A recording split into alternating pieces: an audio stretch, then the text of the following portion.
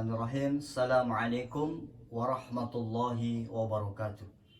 Alhamdulillah, wassalatu wassalamu ala rasulillah, la hawla wa la quwwata illa billah, amma ba'd. Faqad qala Allah ta'ala fi kitabihil karim, wa huwa asdaqul qailin. A'udzu billahi minasyaitonir rajim. Yarfa'illahu alladhina amanu minkum walladhina utul ilma darajat. Wa qala Rasulullah sallallahu alaihi wasallam, man kharaja fi talabil ilmi fahuwa fi sabilillah hatta yarji'ah, amma ba'd. Para hadirin, hadirat, para pemirsa yang dirahmati dan dimuliakan oleh Allah Subhanahu wa taala, alhamdulillah berjumpa kembali dengan kami di channel ini, channel Al-Huda Center. Channel yang akan membahas kajian-kajian Islami terkait dengan materi tafsir, fikih, tauhid, dan akidah, serta tahsinul Quran.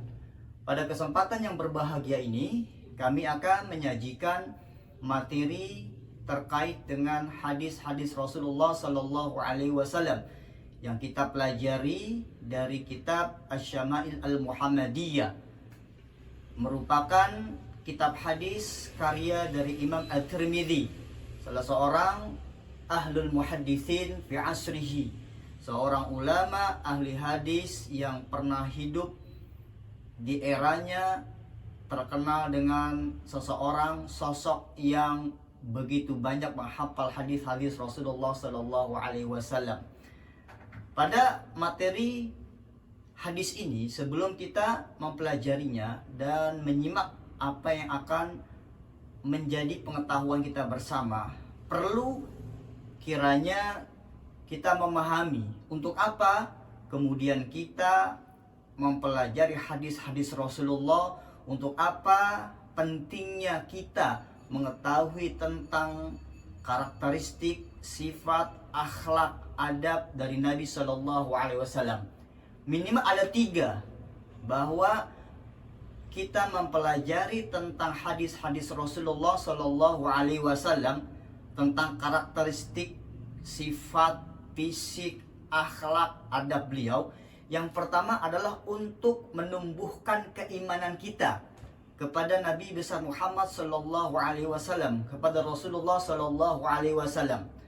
Karena tidaklah mungkin seseorang akan beriman kepada Nabi Muhammad Sallallahu Alaihi Wasallam jika dia tidak memiliki sebuah pengetahuan tentang bagaimana sifat beliau, bagaimana tentang akhlak beliau, bagaimana tentang adab beliau, dan hal-hal lainnya yang terkait dengan baginda Rasul Sallallahu Alaihi Wasallam. Maka akan bertambah keimanan seseorang apabila dia memiliki pengetahuan yang banyak tentang Rasulullah Sallallahu Alaihi Wasallam. Kemudian para pemirsa yang dirahmati dan dimuliakan oleh Allah Subhanahu wa taala, yang kedua, manfaat dari kita mempelajari kehidupan Rasulullah Sallallahu Alaihi Wasallam akan menambah kecintaan kita kepada Rasulullah Sallallahu Alaihi Wasallam.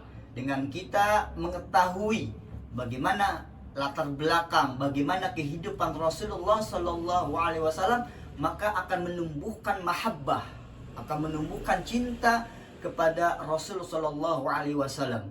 Kita tahu bahwa cinta kita kepada Allah, cinta seorang mukmin dan mukminah kepada Rasulnya adalah satu kemutlakan. Yang cintanya Allah dan cinta kita kepada Rasul ini harus dinomorsatukan, melebihi cintanya kita terhadap harta kekayaan kita, melebihi cintanya kita terhadap pangkat dan jabatan kita, melebihi cinta kepada anak-anak kita, kepada istri kita, dan hal-hal lainnya yang terkait dengan duniawiyah.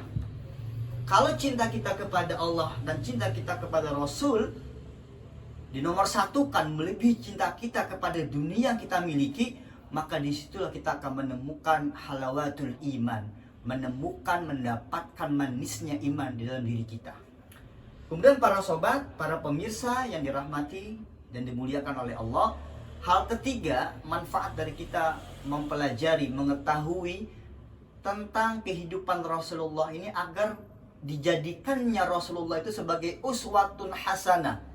Sebagaimana Allah Subhanahu wa taala menyatakan dalam firman-Nya, A'udzu billahi minasyaitonir rajim, laqad kana lakum fi rasulillahi uswatun hasanah.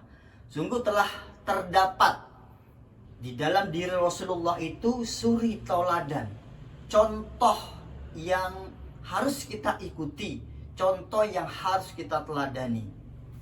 Para pemirsa yang dirahmati dan dimuliakan oleh Allah, kita akan mulai membaca kitab hadis Asy-Syama'il Al-Muhammadiyah karya Imam Tirmizi, di mana hadis pertama ini menerangkan dan menjelaskan tentang bagaimana fisiknya dari Nabi Muhammad Rasulullah Sallallahu Alaihi Wasallam. Hadis yang pertama ini berdasarkan riwayat dari Imam At-Tirmizi.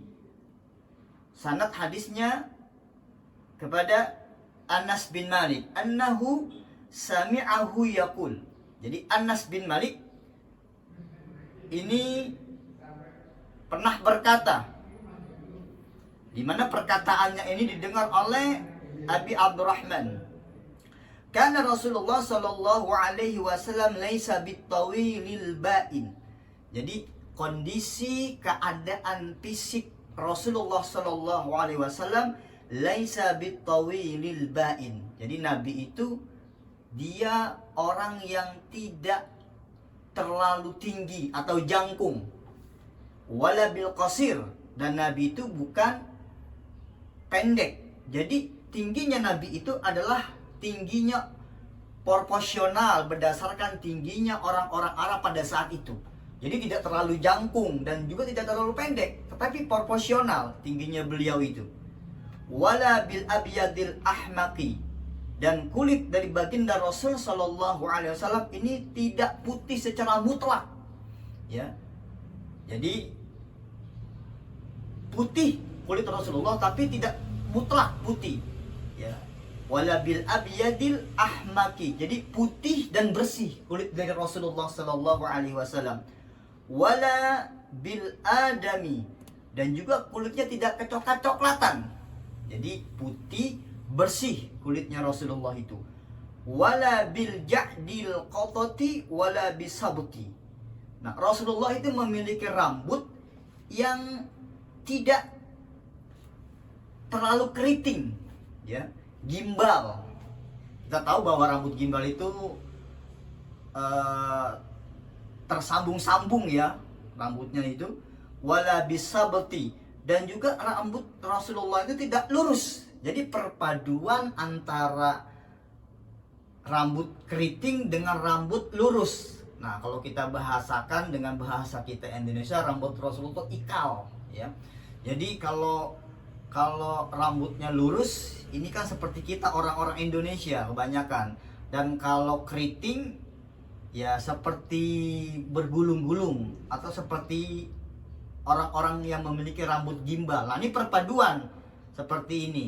Maka perpaduan antara rambut gimbal dengan rambut lurus ini bisa dikatakan adalah ikal rambutnya Rasulullah Sallallahu Alaihi Wasallam.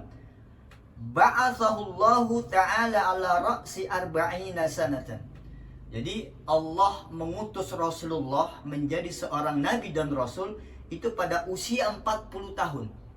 Ya, kita tahu dalam sejarah bahwasanya surat yang pertama kali turun diberikan oleh Allah melalui malaikat Jibril alaihissalam kepada baginda Rasul sallallahu alaihi wasallam adalah surat Al-Alaq ayat 1 sampai dengan 5. Nah, pada saat itu Allah memberikan wahyu, Allah mengutus Rasulullah pada usia 40 tahun. Fa aqama bi Makkah 10 sinina.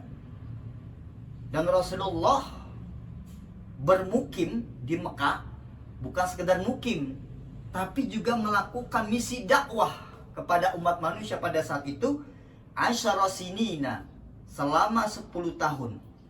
Nah, kita tahu dalam riwayat-riwayat yang lain disebutkan bahwa Rasulullah Shallallahu Alaihi Wasallam ini berdakwah di Mekah itu selama 13 tahun. Sebetulnya kalau kita mengkompromikan antara riwayat dalam hadis ini yang menyatakan bahwa Rasulullah berdakwah di Mekah selama 10 tahun, dengan riwayat lain yang menyatakan bahwa Rasulullah itu berdakwah di Mekah selama 13 tahun. Ini kalau kita kompromikan, riwayat ini sama-sama benar. Kenapa sama-sama benar? Karena kita tahu bahwa ketika Rasulullah mendapatkan wahyu dari Allah untuk berdakwah kepada umat manusia, awalnya ini bersifat sir, secara sembunyi-sembunyi, secara rahasia, tidak terang-terangan. Nah, riwayat Rasulullah berdakwah selama sembunyi-sembunyi ini berlangsung 3 tahun. Kemudian setelah turun surat Al-Mudaththir, di mana Rasulullah diperintahkan oleh Allah untuk berdakwah secara terang-terangan, ini selama 10 tahun.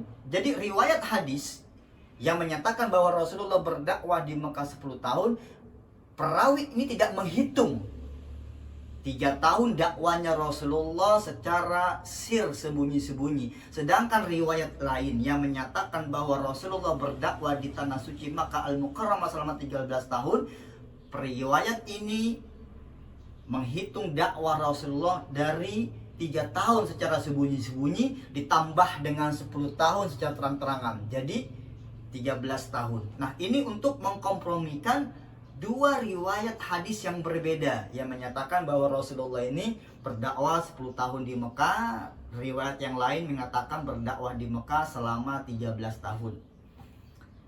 Wabil Madinati asyara sinin. Nah, sedangkan Rasulullah berdakwah di tanah Madinah, di kota Madinah ini selama 10 tahun. Wa tawaffahu Allahu ala ra'si sittina sanatan.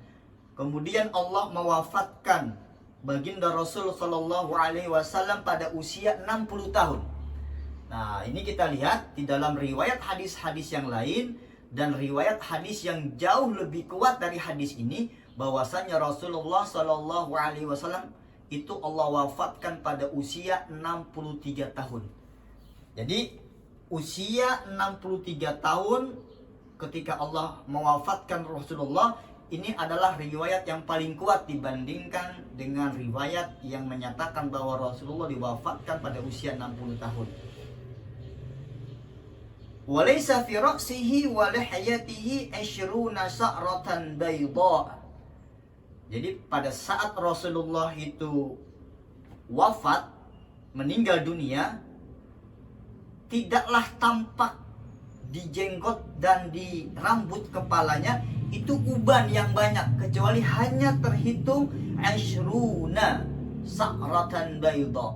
Jadi cuma hanya 20 helai saja.